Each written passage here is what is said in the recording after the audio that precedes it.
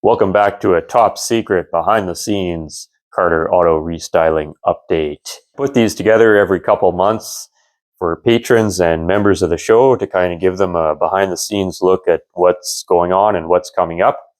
But I've gotten a few complaints from people saying that I'm putting the channel behind a paywall or something like that, which I'm not doing and I never have.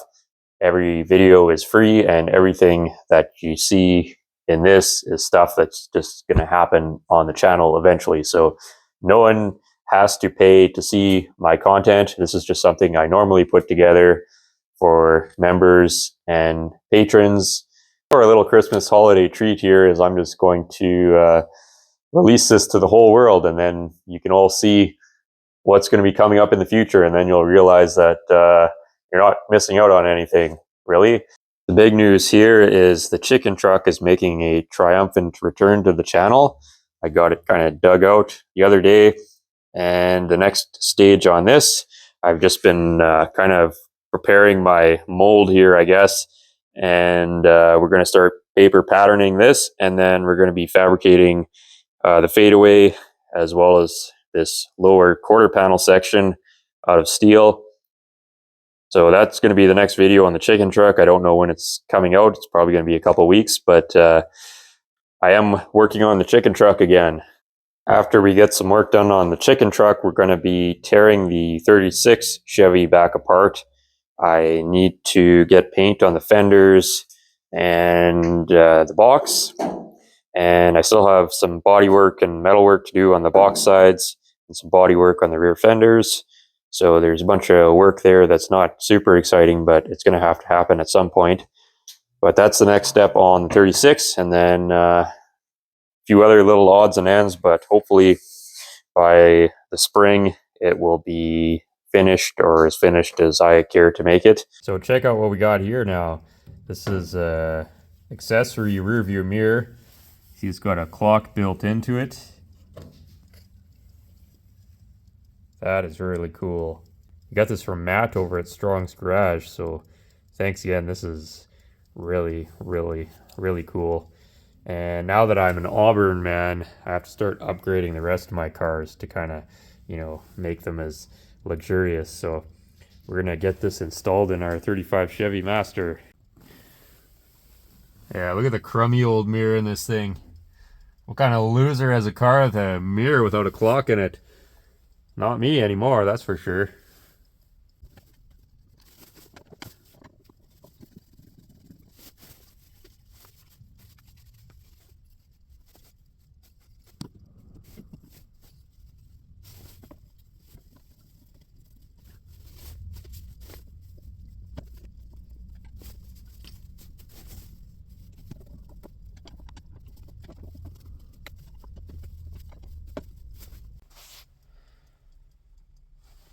Check that out.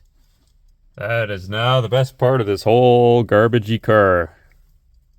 Very cool. I just noticed that the color scheme on this is actually the same color scheme as the gauges in the car, which I guess would make sense because it is for a 35 Chevy Master, probably a 36 as well, but we have a 35 Master, and this fits perfectly in it, and it looks really, really cool. So thanks again to Matt for that.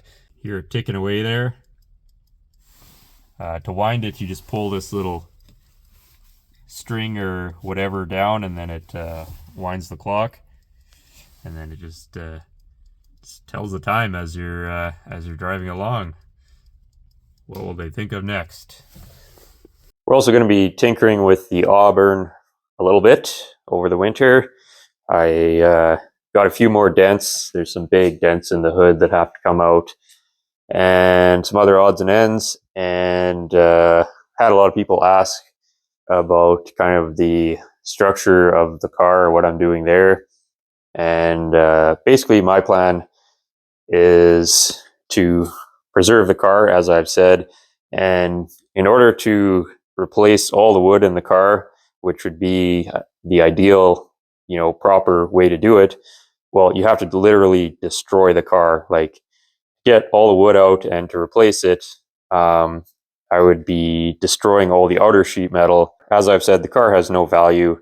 To me, it has more value as an artifact than as fully restored, rebuilt car, because in order to fully restore and rebuild it, I mean, there wouldn't hardly be anything left of the original car. It would be essentially a new car, and then it's just a crappy four-door sedan. So basically, my plan is to just preserve the wood that is still there. There's a few different epoxies and marine things for kind of reviving wood that's not great. And no, it's not the right way to do it. But again, we're more about preservation here, and this isn't something I'm going to be driving every day. It's just get it to the point where I can drive it around the block and whatever, and tell people that I have an Auburn. And then in 50 years from now, if somebody really wants to restore this car, then nothing's been wrecked, and then they can do whatever they want with it. There is some areas that are just completely gone, and in those areas we'll be kind of figuring out a non-intrusive way to replace and stabilize those areas, just so we can, have a door and or more than one door, and a roof and stuff. But we're not ripping the whole thing apart, and I'm not going to be ripping it all apart and replacing it with steel tubing or anything like that. A lot of people have asked that, and again, there's not really any way to do that without wrecking the car. If I'm going to be doing that to a car, I'd just do that to a Chevy or something, because Chevys are everywhere, but there's not too many Auburns, and the coach work on it's really beautifully done. So we're just going to focus on preservation, make it somewhat usable. Again, I'm not touring this car across the country. We're not driving it every day, so it doesn't have to be 100%. It just has to be what it is. Even though this thing's a long ways to being on the road, I am getting new tires for it. Otherwise, it's just impossible to move this thing around with 4 flat tires. And I guess the good news is they're the same size as like a 32 Ford and some other popular cars. So they're not quite as expensive as some of the other specialty tires. But we do need to get this thing rolling, because otherwise it's just a useless boat anchor.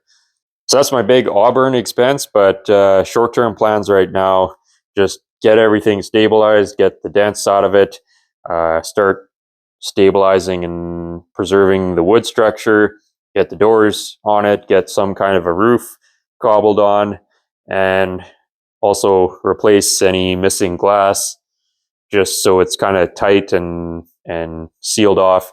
And long term, again, we want to get it running, driving, stopping, all lights working and stuff like that, just so it can, putt around the neighborhood or whatever. I know how that goes. That's a big investment, even just doing the bare minimum to this thing. Just going to get it stabilized and put together for now, and then we'll kind of probably hold off on it until we got some more cash kicking around. The 36 build this year really tapped me out. I spent more on this stupid thing than I have on any other vehicle I've ever owned. We're kind of the well has been depleted, so to speak, and so we're not taking on any big, expensive restoration projects for a little while, until I'm kind of in a better place again. Also, I'm an idiot, and as soon as I paid off the credit cards from all the 36 Chevy truck purchases, I have just picked up another tool that I'm super excited about, and something I've been needing and wanting for a very, very, very long time. And I don't know what overcame me, but I have purchased that tool. It's not going to be here for a while, I don't think, but say I'm excited would be an understatement. It's really going to help me out in the metalworking and repairing garbage department. I think we've proven without a doubt that you don't need fancy tools to do metalwork and repair things. But one of the things I've been struggling with on the channel, kind of behind the scenes, is just getting videos done in time. The algorithm on YouTube is pretty relentless, and I know you guys say you always watch everything, and I appreciate that, but YouTube will literally hide my videos from everyone if I don't stick to the schedule that I have. So it's very important that I get videos done on time. But when I'm doing something super intricate or something that involves a lot of repairs, it's just very difficult to maintain that schedule.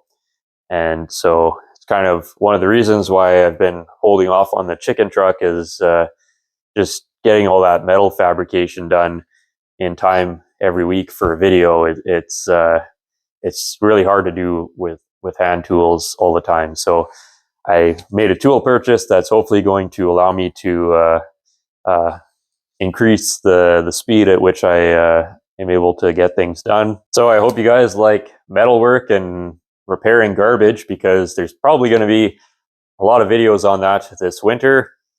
I have to pay for this new tool somehow, and I'm going to be completely broke for the foreseeable future now. I have to hope that all the furnaces and things stay working here over the winter. Otherwise, we're going to be in really bad shape. But yeah, I guess now I'm kind of going to be holding off on buying parts for anything for a while. And we'll just focus on doing metalwork, probably a lot on the chicken truck. And I've also got some other garbage that needs to be repaired. So that's kind of what the next couple months are going to be looking like. Had a very busy month in November, so I haven't had a lot of time to even really do anything in the shop here. So we're hoping to change that for December, but I know how these things go. So there now, everyone's kind of in the loop and knows what's going on. Again, this is just something I normally do for patrons and members of the show, every couple of months. But this time, you all had to watch this as well. And now you can see that I'm not hiding anything from anyone. I'm not putting anything behind a paywall. Everything we talked about here is just stuff that's going to be happening, and you will all have the same chance to see it as the folks who were generous enough to donate to the channel. So again, it's important to me that the show remains free, so I don't want to be hiding anything from anyone, but I do try to do a little extra for the folks that do chip in a little bit. So thank you to everyone, and big thank you to all the patrons of the show, as well as the members here on YouTube, and everyone who sent in a donation on PayPal or the super thanks option. And thank you as well to everyone who's bought a t-shirt from our merchandise store. Latest one here, the Model A Hot Rod t-shirt. I'm pretty happy actually with how this one came out. Not completely disgusted by it. So big thank you to everyone who's bought a shirt. It really does help me to, again, continue making these videos.